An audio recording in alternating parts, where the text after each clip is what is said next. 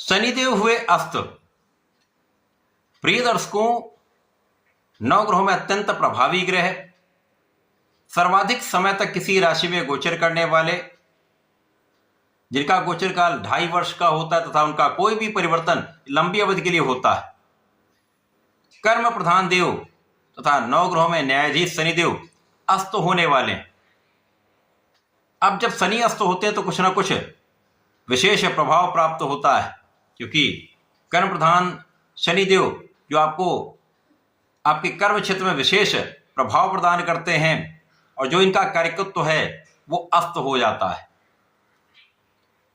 जब भी कोई ग्रह सूर्य के प्रभाव में आता है, सूर्य के साथ उसका युति प्रभाव आरंभ होता है, तो कुछ समय के पश्चात उस ग्रह का प्रभाव क्षीण हो जाता है।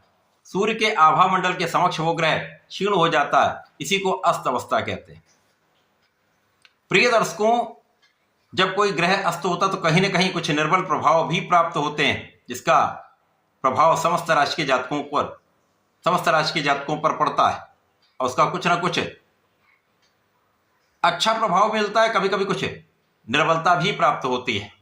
जय श्री गणेश। नमस्कार, मैं आचार्य संजय द्विवेदी। मेरे समस्त प्रबुद्ध दर्शकों का मेरे चैनल पर हार्दिक स्वागत है।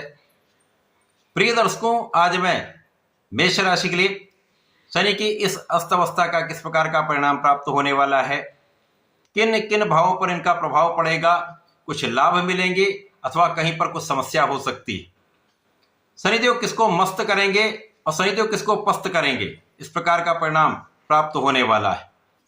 प्रिय दर्शकों, मेष राशि के लिए यदि हम अवलोकन करें तो मंगल की राशि मेष राशि है। मंगल और शनि का मित्रवत भाव नहीं है, परंतु समभाव होता है। वर्तमान समय में तात्कालिक मैत्री है। इसी प्रकार से वर्तमान समय में मेष राशि के शनिदेव की 7.5 का प्रथम चरण आरंभ हो चुका है, अर्थात 12वें भाव में शनि का गोचर चल रहा है। इस प्रकार से यदि हम अवलोकन करें तो मेष राशि के लिए शनिदेव आपके 12वें भाव में है, जो आपके कर्म और लाभ के स्वामी होते हैं। कर्मेश लाभेश का गोचर आपके द्वादश भाव में व्यय के भाव में हो रहा है, जहां शनिदेव जब त्रिक भाव में होंगे तो उनके कार्यकत्व का क्षय होता है, ग्रह निर्बल हो जाता है। 14 मार्च को सूर्य का राशि परिवर्तन होगा, उसके एक दिन पहले 13 मार्च को शनिदेव अस्त हो जाएंगे। इस प्रकार से यहां पर शनिदेव का प्रभाव कुछ विशेष परिणामों की प्राप्ति कराएगा, क्योंकि जब 7.5 का प्रथम चरण चल रहा है तो यहां पर कुछ न कुछ समस्याएं भी आरंभ हो चुकी, परंतु अस्त अवस्था में कुछ विशेष परिणाम प्राप्त होंगे। यहां पर आपके व्यय पर आपका नियंत्रण हो जाएगा, आपके अनावश्यक व्यय रुक जाएंगे, यहां पर धन का आगमन होगा, धन का संचय जो नहीं हो पा रहा था, धन का संचय आरंभ हो जाएगा। और शनि सूर्य में मित्रता का भाव नहीं, परंतु पिता पुत्र का भाव है और राजा है सूर्यदेव। इनके साथ जब न्यायाधीश हो जाते हैं तो व्यक्ति कर्मठ के साथ साथ न्यायोचित हो जाता है। तो इस समय आप बहुत न्यायोचित रहने वाले। तो जो जातक नौकरी के लिए प्रयास कर रहे हैं, प्रयत्न कर रहे हैं, उनका प्रयत्न यहाँ पर सार्थक होगा, आपको नौकरी की प्राप्ति निश्चित रूप से होगी। और जो लोग अपने नौकरी के भाव में हैं, नौकरी कर रहे हैं, उनको बहुत यहाँ पर न्याय संगत रहना होगा। किसी प्रकार की लापरवाही करेंगे तो यहाँ पर कष्ट आ सकता है। यदि आप न्यायपूर्ण कार्य करेंगे, निष्ठा के साथ आपने कार्य को संपन्न करेंगे, कोई समस्या नहीं आए, आपको उन्नति का लाभ अवश्य प्राप्त होगा। इस समय में जो कुछ स्वास्थ्य समस्याएं चल रही हैं, इस अस्त अवस्था में उन समस्याओं का निदान होगा, आप अपने ऋण से मुक्त होंगे और इस समय में शत्रुओं का पराभव भी होगा। साथ ही साथ इस शनि के अस्त अवस्था में जो 22 अप्रैल तक चलने वाला है, इस समय में आप ऋण मुक्त भी रहेंगे तथा आपके शत्रुओं का पराभव होगा। साथ ही साथ नए अवसरों की प्राप्ति का योग बनेगा। कानूनी समस्याओं में आपका पक्ष बलवान रहेगा, आप विजयी रहने वाले। इस समय में आपको अपने कार्य को योजनाबद्ध रूप से करना चाहिए। कोई भी काम आपको जल्दीबाजी में या लापरवाही में नहीं करना चाहिए, क्योंकि यहाँ पर न्याय के स्वामी भी हैं, यहाँ पर राजा भी हैं, जो अनुशासन के कारक हैं। दोनों के साथ अनुशासन आपको रखना पड़ता है। तो यदि आप अनुशासन में कोई कार्य करते हैं, आपकी जीवन जो शैली है वो अस्त व्यस्त नहीं है, और यदि आपने अपने आप को बिल्कुल अनुशासन में रख लिया तो ये समय आपको विशेष लाभ देगा। जो लोग विदेश में जाकर नौकरी कर रहे हैं, विदेश से संबंधित होकर किसी कार्य में है, किसी व्यापार में है, वहां पर इंक्रीमेंट भी अच्छा होगा, पदवृद्धि भी हो सकती है। जो विदेश सेवाओं में लोग हैं उनके निश्चित रूप से पदवृद्धि के साथ कार्य क्षेत्र का विस्तार भी होगा तथा आपका नाम भी बढ़ेगा। नौकरी करने वालों के लिए विशेष अवसर की प्राप्ति का योग बनेगा। यहाँ पर आपकी निर्बलता दूर होगी। कार्य क्षेत्र में जो लोगों के साथ असहयोग चल रहा था वो दूर होगा, और यदि कहीं पर कोई कानूनी समस्याएं चल रही तो उनका हल निकलेगा। साथ ही साथ यहाँ पर लाभ तो होगा, यहाँ पर लाभ आपका प्रभावित अवश्य होगा। आपके मन के अनुसार उतना लाभ नहीं मिलेगा, परंतु आपको लाभ की निरंतरता प्राप्त होती रहेगी।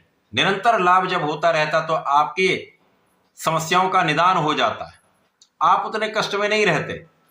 इसी प्रकार से परिवार का यहाँ पर सहयोग मिलेगा, पारिवारिक भाव में वृद्धि होगी, तो परिवार के बीच में भी एक अच्छा आपका प्रभाव रहने वाला है। पूर्ण रूप से परिवार का सहयोग मिलेगा, विशेष रूप से पिता का साथ, पिता का आशीर्वाद आपको प्राप्त होता है।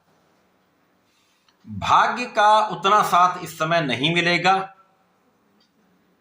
जितना आपका भाग्य साथ दे सकता है, परंतु यदि इस समय में आप परिश्रम करते रहते हैं, सही दिशा में सही प्रयास करते रहते हैं, तो आपकी नेतृत्व की क्षमता, आपकी ऊर्जा का प्रवाह यदि सही दिशा में होगा तो आपको विजयी होने से कोई अवरुद्ध नहीं कर सकता, कोई बाधित नहीं कर सकता। इस समय में जो भी आप काम करें उसको विचार करके करें, जो भी कार्य करें उसको पूर्ण निष्ठा के साथ करें। जिस दिशा में आपको चलना है उस दिशा का सही आकलन करके आप चलेंगे तो कोई शक्ति आपको बाधित नहीं कर सकती।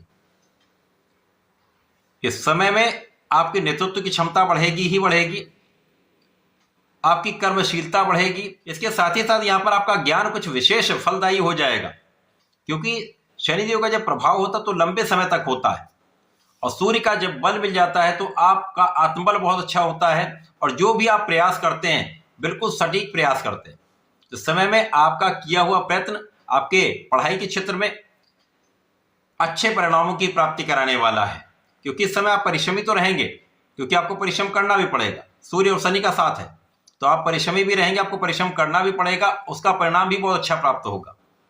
साथ ही साथ यहाँ पर आपका विवेक, आपका धैर्य यहाँ पर आपके लिए सर्वाधिक सकारात्मक प्रयत्न कराने वाला है, सर्वाधिक सकारात्मक परिणामों की प्राप्ति कराने वाला है।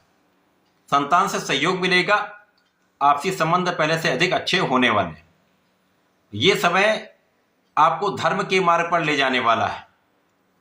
आप धार्मिक कार्यों में लगेंगे, धार्मिक कार्यों में कुछ आपका व्यय भी होगा, धार्मिक अनुष्ठानों में कुछ आपका व्यय होगा, जो आपके अत्यंत सकारात्मक रहने वाला है। इस पूरे समय में आपको नियमित रूप से भगवान सूर्यदेव की उपासना करनी चाहिए। ओम गृह सूर्याय नमः का जप करना चाहिए तथा शनिदेव का प्रत्येक शनिवार में ओम प्राम प्रीम प्रोम सह शनिश्चराय नमः का जप करेंगे तो विशेष लाभ मिलेंगे।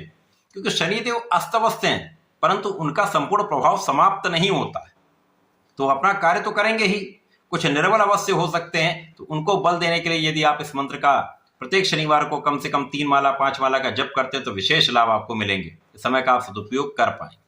तो ऐसा करके इसका लाभ लें। धन्यवाद, नमस्कार।